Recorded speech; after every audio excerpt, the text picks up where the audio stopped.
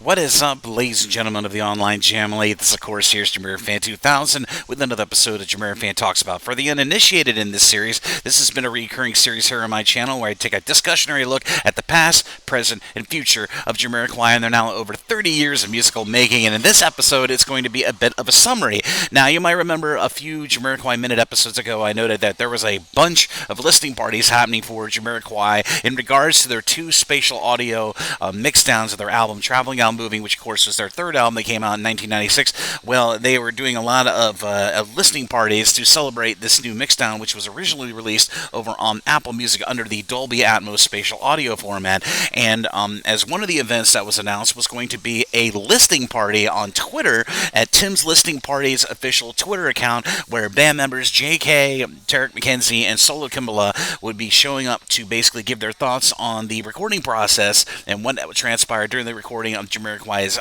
critically acclaimed album, Traveling Out Moving, from that era back in 1996 on Twitter. Well, I decided to take it upon myself to do a bit of a JamiroFan Talks About episode looking at everything that J.K., Derek, and Solo talked about on each song of Jamiroquai's album, Traveling Out Moving, in that Twitter music listening party.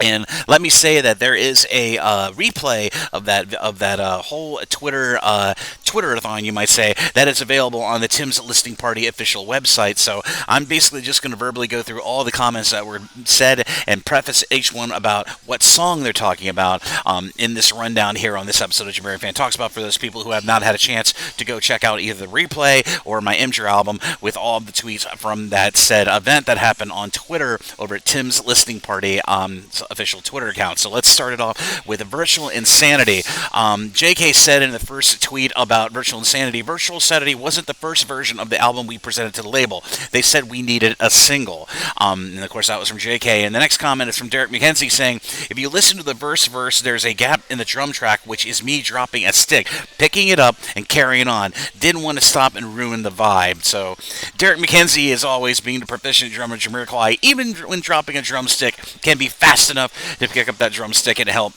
get that recording of Virtual Sanity done. Now, coming up next is, of course, the second song, of course, Cosmic Girl. JK says in the first tweet comment about Cosmic Girl, those drivers on the Cosmic Girl video, 2 crashes before I even got behind the wheel. Then we lost the windscreen, and the label said it wasn't a Radiohead. Oh dear. Of course, infamously, people watched the Cosmic Girl music video as a little bit of an anecdotal comment about it. JK's got wind blowing in his face from the windshield. Well, the drivers of that Cosmic Girl music video actually shattered 2 separate windshields on his black Lamborghini car, which was used in the exotic car driving of the Cosmic Girl music video. So cool little factoid for those in the Jamily who didn't know about that. Next comment is from Derek McKenzie about Cosmic Girl. I did a demo track, played it to Jay. It wasn't really where we were going with the album at the time. Jay heard it again, lifted a bit of the chorus, added it to what he and Toby had been doing, keeping the disco influence in there. It's a very cool little note from Derek there. And the last comment about Cosmic Girl, of course, is from JK. In the studio, we had that feeling that we had cracked it. We were onto something. Same for most of the studio session as well. Coming up next, of course, is the next single, Use the Force. First comment from JK from Use the Force is, it glides along hard but restrained. Sola, this one was you all over it, and Sola was a monster on percussion on Use the Force. Next comment, of course, next is a 2-part comment from Sola Kimbala himself. I had just done my endorsement deal with Latin Percussion, and they had just sent me some brand new bata, and I headed back to the studio to show him the Derek, and we started jamming. Unbeknownst to us, Al, who was Al Stone, one of the producers on Jamiroquai's album Traveling Out Moving, was recording. We came back a few weeks later, and Al played it back, and we didn't know it was us. So, cool little factoid about Al Stone, who was a co-producer on Traveling Out Moving, recording the percussionists of Jamiroquai, Derek, and Sola without them knowing during the Traveling Out Moving sessions. Next is, of course, the lovely song Every Day. First comment from JK was one take again, I think, and that basically is JK saying yet another one of the songs from Traveling a Movie that Jamiroquai literally recorded in one take. Next comment is from Next is a 2-part comment from Derek McKenzie about Every Day. That started out as a straight ballad, and then after dinner we started listening to some 90s R&B songs, and we started messing with the groove. At one point we sounded a bit like Barry White. Then Jay jammed the lyrics down quickly, and that's what we have today and every day. So awesome little note about how proficient of musicians that JK and his band were on being in synchronicity with each other when recording music. Coming up next is the next single called, of course, All Right. First comment is from JK. This is one of my favorites to play live, even now. It came together really quickly in the studio, 5 minutes, and we had it. Next comment is from Derek McKenzie. Started with Toby playing that riff on the keyboard. It was quick one to nail. Jay jammed a load of ideas over the top.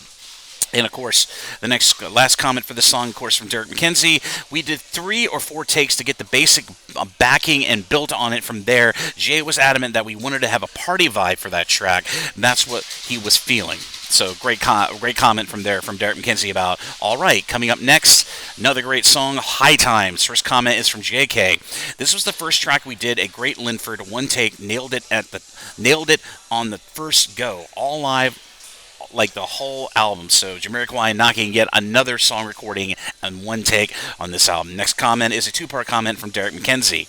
I had given a new Yamaha kit. We were doing 5 days a week. I was mad keen to play. This was the first track we played after we dropped our gear in there. Fridays we'd go home and go out. Rotation at Subterranea and Hanford Grand, which were of course 2 other recording studios Jamiroquai recorded Traveling on Moving into. So great comments from Derek McKenzie on that song.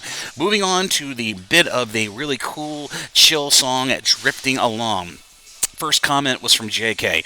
Dub is where I started, so Drifting Along was a nod back to that. So awesome comment from JK there. Next comment is from Derek McKenzie. More food. We came in after lunch, started putting some of the reggae grooves. The lyric was improvised, but Jay knew exactly what he wanted to hear.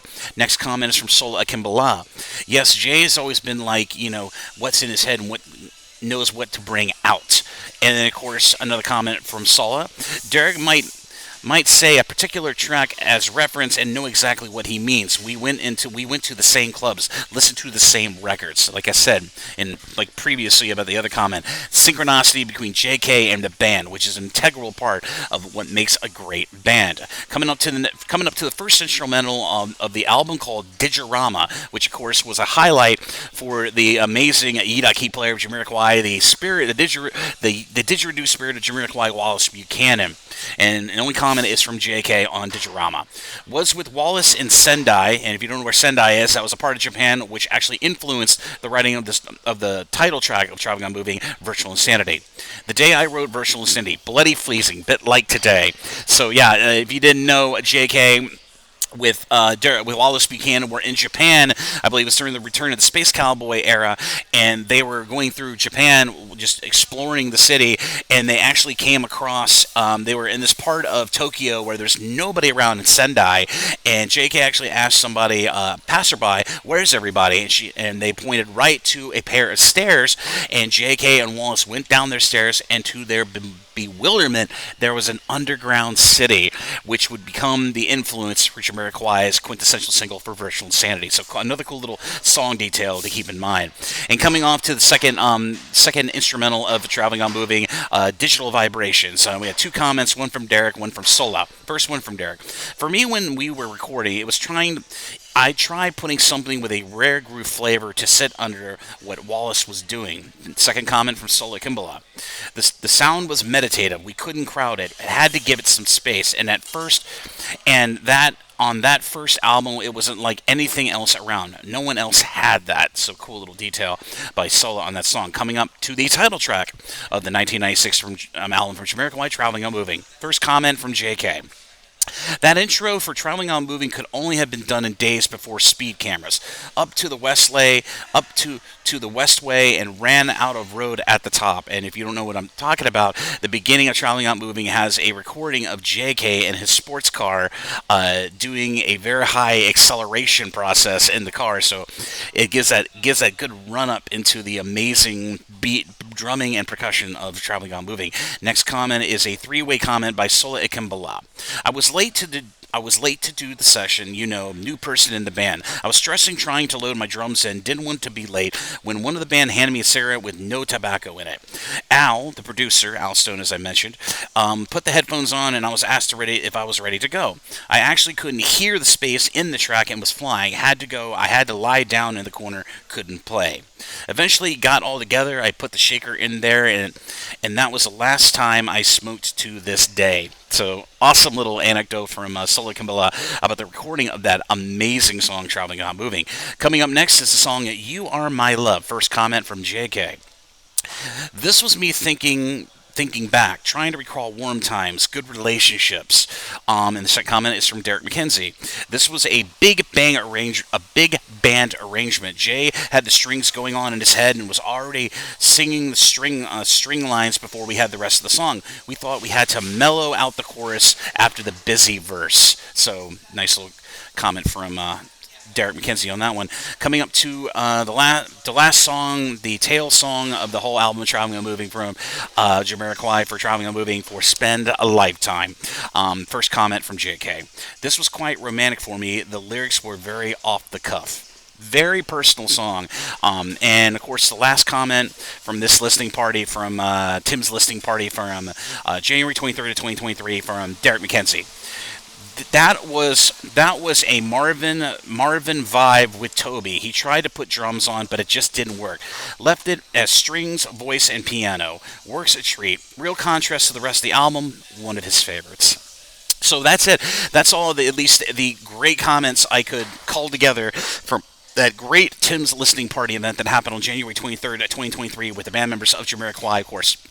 JK, Derek McKenzie, and of course, Solo Kimbala of Jamiroquai. And like I prefaced at the beginning of this episode of JamiroFan Talks About, if you'd like to check out the replay of this Twitter listening party with Jamiroquai about traveling without moving, you can check it out over at Tim's listening party's official website. And if you'd like to see my Imgur album, I did screen captures of each tweet, over 73 tweets from this listening party from all the band members of Jamiroquai to every song from Traveling Without Moving in an Imgur album. So if you'd like to check out the replay from the official Tim's Music Listening Party website, or check out my Imgur album to check out all the tweets on their own, I'll be sure to put links to both of those archives down in the description area of this episode of JamiroFan Talks About down below, so be sure to check that out in your own time. I put a lot of work into making sure I covered everything about this very awesome listening party with the band members of Jamiroquai, and of course the members of the family, and of course massive props to the people at Jamiroquai Limited, and of course at Tim's listening party for giving us one hell of a great music listening event looking back at Traveling on Moving from Jamiroquai. But as always, this is JamiroFan 2000. I hope you like and subscribe, and be sure to ding the bell on your YouTube to stay up to date on all the latest new content coming from the JamiroFan 2000 YouTube channel. I'll try to bring you all the latest news when I can, where I can. And as always, this is JamiroFan 2000. I'll see you again really soon with more Jamiroquai related content here on the JamiroFan 2000 YouTube channel. Bye bye, everybody. Take care, and I'll see you around.